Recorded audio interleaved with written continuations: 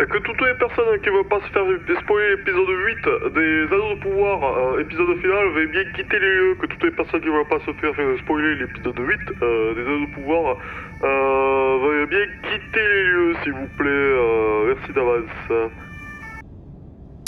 Bon, que dire de cet épisode final, le chat? Je n'en sais rien. Non, parce que je vais vous avouer, extrêmement partagé par ce qui est en train de se passer, parce qu'en fait... alors bon, je suis désolé, j'ai pas reviewé... en fait, j'ai enregistré la review, mais j'ai pas eu le temps de faire des... comment ça s'appelle, de miniatures et tout ça, de l'épisode précédent, et du coup, j'ai jamais posté la truc, et bon, bref. Mais toujours est-il que... Effectivement... J'avais bien aimé l'épisode précédent, contre toute attente, on va dire. Parce que, voilà, pour résumer un peu ce que je pensais de l'épisode précédent avant d'enchaîner sur le truc, en fait, je trouvais que maintenant que tous les enjeux étaient mis en place, d'un coup, ce qui était mon principal reproche de la série, c'est-à-dire la non-consistance des relations entre les personnages et la pauvreté des dialogues, commençait à prendre un peu corps avec cet avant-dernier épisode. Et là, j'ai un peu l'impression que c'est un peu le cas, mais sauf que ça prend corps. Ça prend corps. Le problème, c'est que, oui, je préfère ces épisodes-là, mais ils sont toujours... voilà, je les préfère parce que j'ai vraiment pas aimé les épisodes précédents et que je commence à apprécier la série avec les 2 derniers épisodes de la saison. Un truc, ça commence à être un peu compliqué. Et surtout... Et c'est là que j'ai une très très grosse problématique avec cet épisode, c'est que j'en viens à me demander si... Est-ce que je commence à apprécier les épisodes parce que dans l'inconsistance de l'écriture, eh ben en fait... finalement, à force d'être inconsistant, à force de taper au hasard, entre guillemets, d'un coup, il y a des trucs qui sont pas mal, ou parce que maintenant que les enjeux effectivement ont bien mis en place, on peut commencer à en déceler les petites subtilités. Et c'est ça qui est intéressant. Alors bon, pareil, putain, j'avoue que j'avais prévu de vous faire le truc dans l'ordre. On va commencer dans le désordre. Commençons déjà par fucking Sauron. Alors bon, je dois bien vous avouer, même si... En fait, je dois bien vous avouer qu'effectivement, je m'y attendais pas. Je m'y attendais pas parce que, en fait, le perso m'intéressait tellement pas que j'en avais rien à foutre de réfléchir à quel que pourrait être son avenir scénaristique et quel était le but de sa présence. Du coup, effectivement, le fait qu'il soit Sauron explique ce pourquoi, je crois que c'est Hadar, putain, il me faut je crois que c'est Hadar, ce pourquoi Hadar, là, quand il s'apprêtait à tuer le roi du Sud, hein, parce que pour le moment c'était Halbrand, hein, voilà, en fait, il dit, mais tu me reconnais pas? Donc du coup, c'est à se demander si effectivement Hadar, c'est bien son... Je sais pas, parce que là, il a écrit Oren. Alors à moins que je le confonde avec un autre, hein, quand je regarde les photos du cast. Mais à moins que je le confonde avec un autre, genre... qu'est-ce que ça signifie sur le personnage de Sauron? Que en fait, Sauron... Est-ce que les propos d'Hadar étaient réels? Est-ce qu'il mentait? Est-ce que Sauron est réellement mort, mais s'est réincarné dans un truc? Et en fait, au final, tout ça pose plus de questions que de réponses, alors qu'on devrait commencer à avoir des réponses avec cette saison 1. Enfin, ouais, je sais pas. Alors bien sûr, vous allez me dire, ah oui, mais ça va arriver dans la saison 2, mais ouais, bon. Le problème, c'est est-ce que j'aurais avoir envie de regarder cette saison 2? Oui, parce que je suis curieux, mais là, pour le moment, pour moi, c'est quand même compliqué, quoi. Donc oui, donc effectivement, moi, j'ai été assez surpris, même si le build-up avait été fait, comme je vous dis, voilà, ah, tu me reconnais pas? Bon, ben voilà. Effectivement, le fait qu'il ait précisé qu'il avait ramassé, on va dire, sa marque... Sa marque de lord, sa marque de personnage de haut rang sur un corps... et c'est là, là où je trouve ça intéressant, si vous voulez, c'est que tout l'aspect dans le dialogue qu'a Sauron avec Galadriel, qui est de, oh mais moi moi, plus ou moins, j'ai essayé de refaire ma vie, tout ça, truc, tu m'as embarqué tout ça, c'est toi qui m'as motivé à repartir dans les terres du Sud. Voilà, si je suis là, c'est un peu à cause de toi. Je sais pas. Parce que c'est pareil, à un moment, Sauron, il a l'air de penser véritablement. Alors bon, tu sais pas, tu sais que voilà, tu sais quand t'es quelqu'un, on va dire, quand t'es le mal incarné et tout ça, on peut t'imaginer que t'es un peu aveuglé par tes propres justifications et tout ça, quoi. Mais au vu, je sais pas, bah, c'est genre que tu sais, voilà, comme je vous disais, moi j'aime beaucoup le personnage de Hadar et tout ça parce que je trouve que c'était celui qui avait les justifications entre guillemets les plus saines jusqu'à présent, c'est-à-dire que même s'il il représente le mal, bah en fait il est là en mode ouais, truc, vous nous avez rejeté, truc, entre guillemets on est différents, vous nous aimez pas, moi je suis là pour donner des terres aux miens. Bah pourquoi pas? Pourquoi pas? Et en fait, je sais pas, parce qu'en fait, mais comme je vous dis, genre, au final, j'en viens à apprécier les méchants, quoi. Cette histoire de ce Sauron qui, là, en mode, oui, en fait, je veux sauver les terres du milieu, en fait, ce que je veux faire, alors bon, bien sûr, c'est particulier, mais c'est une espèce de dictature éclairée. Le problème des dictatures éclairées, c'est que bon, ça peut partir très très mal, hein. Ça peut partir vraiment en couille, hein. Mais en mode ouais, en fait, voilà, moi je veux le bien pour la tête de milieu à ma façon, mais je sais pas si je dois le prendre premier degré ce discours. C'est ça qui est bizarre. Et d'un certain côté, c'est ça que je trouve intéressant. Genre, je trouve que les persos qui ont le plus de profondeur actuellement, bah, ce sont les méchants, quoi. Vous voyez? Et je sais pas. Et c'est pour ça que je vous dis, je suis un peu perturbé. Je sais pas si c'est une réelle volonté des scénaristes ou si c'est ou si c'est leur éclair de génie, quoi. Oui, c'est pour ça que je veux dire, en mode à force d'inconsistance, j'ai l'impression qu'ils en finissent par faire des trucs bien, quoi. Et donc voilà. Voilà ce que je pense à peu près un peu de cet épisode qui, au final, m'a surpris. Et malheureusement, enfin voilà, que commencer à apprécier la série seulement sur les 2 derniers épisodes, c'est pas extrêmement bon signe, quoi. C'est malheureusement pas extrêmement bon signe. Bref, revenons bon, sur la non-surprise de l'épisode quand même, qui est...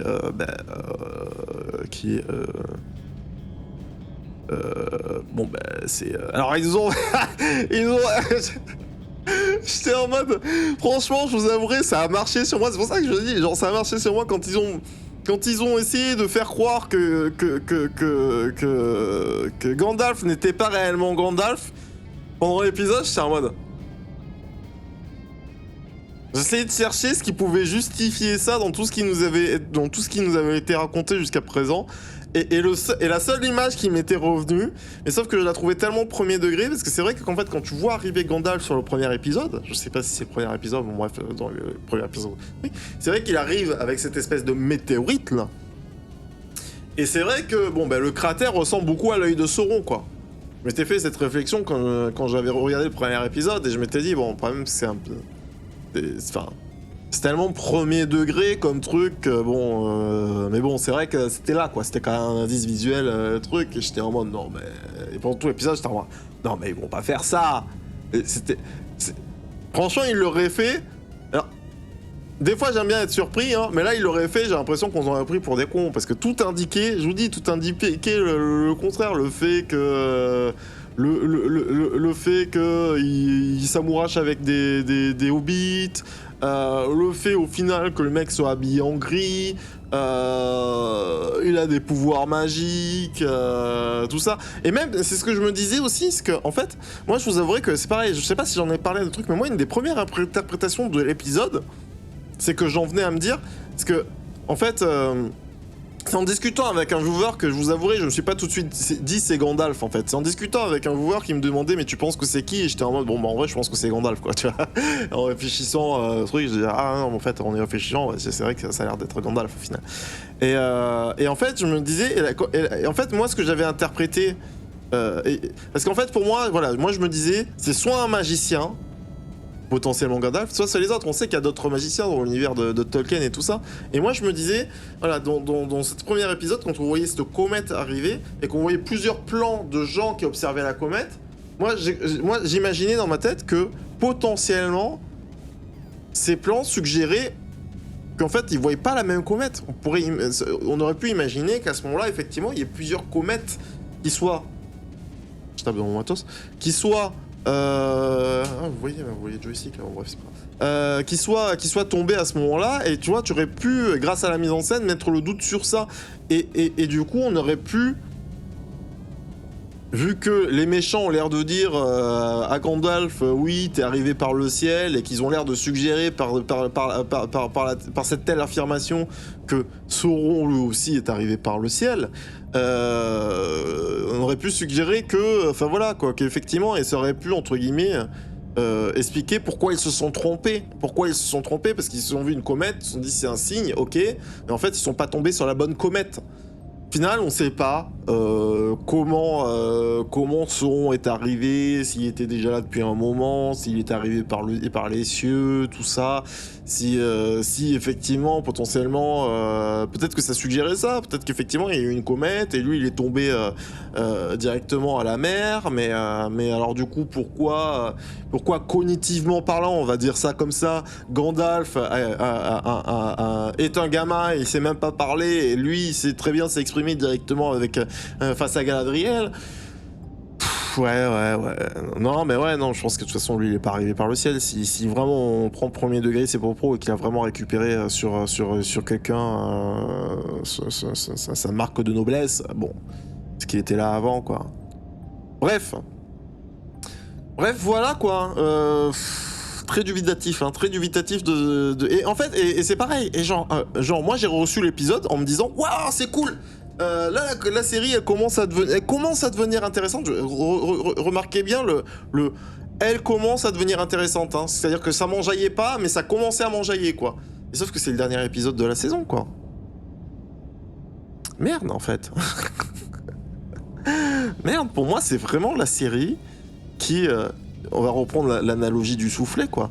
Le soufflet commençait à prendre... Enfin, le soufflet commençait à prendre dans les 2 dernières minutes de cuisson, et c'est là le moment où tu te dis, tu regardes ton four et tu dis, ah ça y est, ça commence à se lever. Et en fait, là il faut que t'arrêtes la cuisson. C'est la fin de la saison, il faut que t'arrêtes la cuisson, sinon le truc va brûler, quoi, tu vois. Donc, ouais, je sais pas, c'est compliqué hein, pour moi cette série, je vous avouerai. Hein. Ah, sinon, effectivement, dans le déroulé de la, genre. Galadriel qui chevauche avec Halbrand. Ah non mais oui, oh mon dieu, avec Halbrand là pendant 6 jours et tout ça.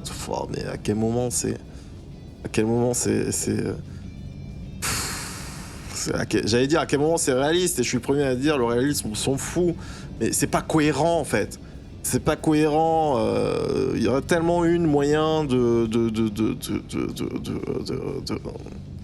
de faire passer la pilule du fait que oui ils ont chevauché le truc, mais c'est ça qui est bizarre, c'est qu'en fait j'ai l'impression que les gars qui font les dialogues,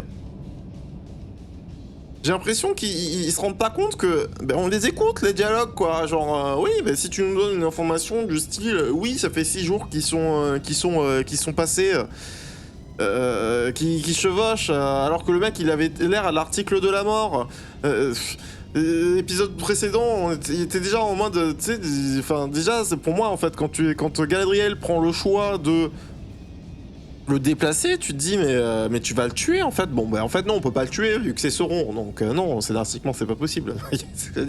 Mais moi à ce moment-là je me doutais toujours pas que c'était Sauron, quoi.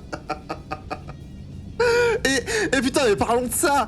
Et donc du coup Halbrand, alors bon le truc, il est à l'article de la mort, 5 minutes après le mec il est pimpant et discute avec Celebrimbor et il est là en mode attendez alors et ça aussi, le fait que c'est pareil, moi ça me dérangeait déjà la manière dont c'était introduit, le fait que le mec il sort de prison sans aucun grief, il a tué 3 personnes et tout ça, genre c'est pas grave, écoutez, t'as beau être t'as tué des personnes, c'est pas grave, écoute, bon t'en veux pas, t'es quand même le roi des terres du sud, ton titre il n'a aucune importance ici, mais tiens, prends ce boulot de forgeron et nous fais plus chier.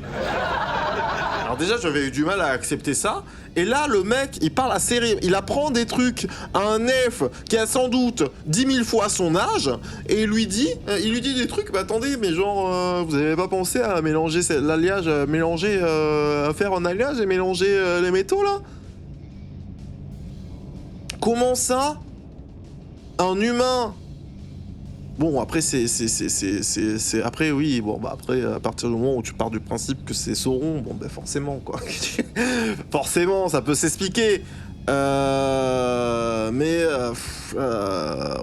quoi, enfin... Oh là là, c'est compliqué, oui, peut-être que c'est un indice pour expliquer que le truc... Le problème, c'est que j'ai l'impression, en fait, cette série me fatigue tellement sur plein d'aspects que j'ai l'impression que je peux plus être objectif, en fait. Moi, la patience, ma patience a des limites. Dépasser les bornes des limites de ma patience, quoi. Voilà, genre si la série était de manière globale bonne, bah, je pourrais lui excuser quelques errances. Quelques errances, mais là j'ai l'impression que l'errance est le sujet principal de cette série, quoi. Et bon, bref, hein, donc voilà, donc du coup, oui, bon, donc en fait, voilà, les anneaux de pouvoir, hein, bon, bah ça fait les anneaux, tout ça. Alors oui, et c'est vrai que, autre chose aussi, je me suis rendu compte, en fait, c'est parce que je discutais de la série avec un pote et qui me disait... Et je lui faisais plus ou moins les spoiler zones là, que je fais sur Twitch, sur YouTube. Je lui faisais plus ou moins, voilà, je lui faisais une spoiler zone en direct et je lui racontais un peu tout ce que je pensais un peu de tous les personnages et tout ça. Et il me dit à la fin, il me dit, ah tiens, c'est étonnant que tu aies même pas pris le temps de parler des hobbits.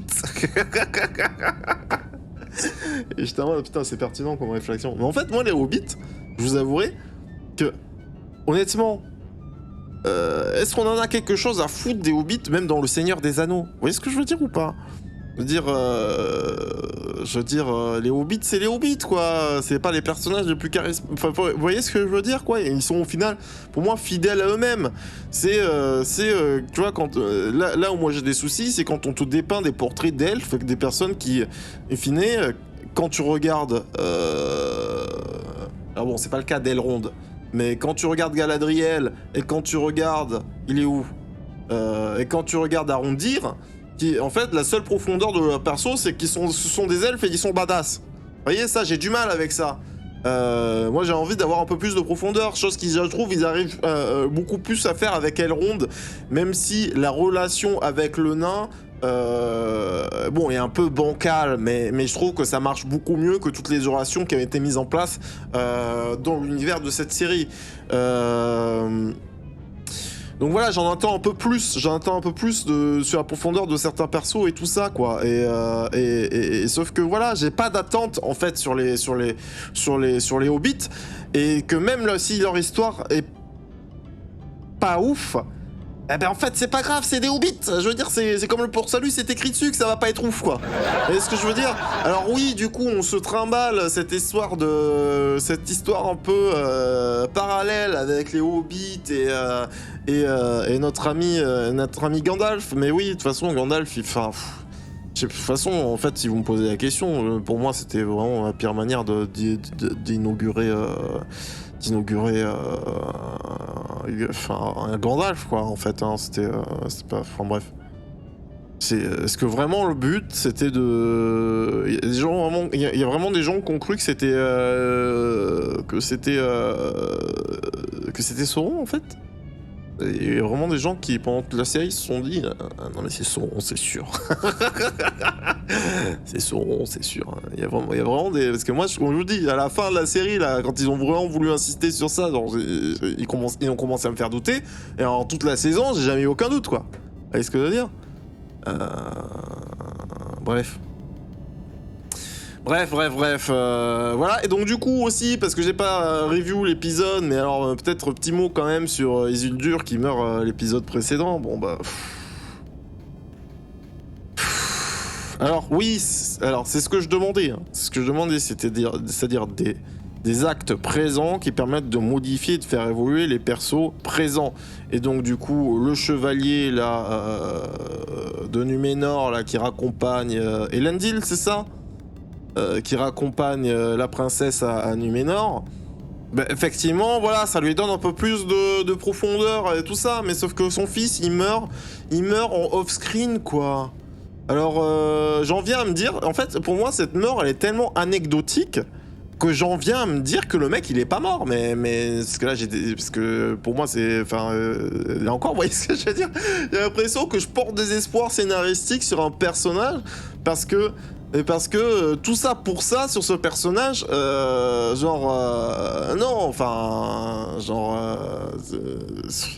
est-ce que c'est parce qu'ils sont maladroits que du coup je porte des espoirs sur ce personnage? Alors j'en avais rien à foutre jusqu'à présent, mais bon, pour moi, un personnage comme ça, pourquoi tu le fais pas mourir vaillamment alors que justement c'était le problème du perso et la ligne scénaristique du perso, c'était de dire oui, c'est quelqu'un qui est pas capable de s'engager, de trucs. Pourquoi tu le fais pas mourir vaillamment dans la bataille plutôt que mourir sous des décombres comme un connard alors que moi en tant que spectateur, je trouvais déjà que c'était un connard. Je veux dire ça, voilà. Donne-nous son moment épique, et c'est pour ça que je vous dis que la bataille précédente elle est merdique, quoi, parce qu'il se passe rien, genre oh bon bref, oh, elle m'énerve cette série. Et donc bon, bien sûr, bah, du coup ça rentre à Numénor pour apprendre que le roi est mort, vive le roi. Donc voilà, donc bon bah ça c'est pareil, hein, parce que bon bah on va attendre le payoff en saison 2, hein, malheureusement on n'a pas le choix, hein. Parce que bon, on sait déjà qui est l'antagoniste politique qui va essayer de ravir le trône à la place de notre princesse de Numénor là, qui a perdu la vue. Au final, c'est pareil. Au final, genre c'est pareil. J'avais soit pas de sympathie, ni peu de, enfin voilà, moi, Myriel là, j'étais entre deux avec ce personnage. C'est pas que je l'aimais pas, c'est pas que je l'aimais bien. Et maintenant, je commence à l'apprécier, mais comme je vous dis, voilà, par les actes du présent, par le fait que, enfin voilà, elle aussi, c'est pareil, hein, au final, elle s'est pris des poussières dans l'œil et elle est devenue aveugle. C'est comme ça que la série réussit à nous faire apprécier des persos, mais... mais je sais pas, dans ces dialogues, au final, voilà, je l'aime bien, voilà, je l'apprécie. Au moins, je la trouve pas si mal écrite que ça, même si elle est pas hyper charismatique. Bref. Voilà, que dire de plus? Est-ce que je zappe des moments Ouais, bon, après toute la bataille... Et au final, ouais, si, genre la bataille... C'est ça. C'est-à-dire que même si scénaristiquement ça sert à rien, ben, je trouve qu'une bataille à taille de pied velu, de trucs à coups de cailloux et tout ça, ben, je trouve ça beaucoup plus épique que la bataille, la bataille d'épisode précédemment, quoi. Cette bataille... Alors qu'il n'y a pas un truc, je la trouve beaucoup mieux réalisée, là, le truc de, voilà, la bataille de pouvoir, là, tout ça, ben voilà, ça je trouve ça mieux, mais bon, c'est quand même, oui, enfin, le problème c'est que c'est terrible, c'est le dernier épisode, donc forcément, ça se devait d'être mieux. Vous voyez ce que je veux dire? Ça se devait d'être mieux. Mais pour moi, c'est aussi un aveu de faiblesse, alors que, voilà, pour moi, voilà, comme je vous dis, en fait, au final, dans cet épisode, on n'apprend rien. Si, mis à part Sauron. C'est vrai que la bataille mentale, au final, même si, bon, en vrai, c'est le minimum syndical, pourquoi pas? Pourquoi pas? Ça marche bien, et ça remet en exergue le fait que, bon, bah, Galadriel, là encore, c'est une connasse de bourrine qui n'a aucune profondeur, et qui, je l'espère, maintenant que elle a intégré, voilà, elle a redonné des ambitions. C'est ça qui est génial. Je trouve ça génial. Maintenant qu'elle a redonné des ambitions à notre ami Sauron, bon ben... ben voilà, au moins elle a une raison d'être. Ça fait plaisir. Moi ça me fait plaisir ça. Bref. Non mais voilà, il y a... Faut qu'elle soit confrontée à Sauron pour qu'elle commence à être intéressante, cette Galadriel. Et encore, quand je dis comment, c'est... voilà, c'est... vite fait, quoi. Bref. Voilà, c'est tout, hein, avec cette saison...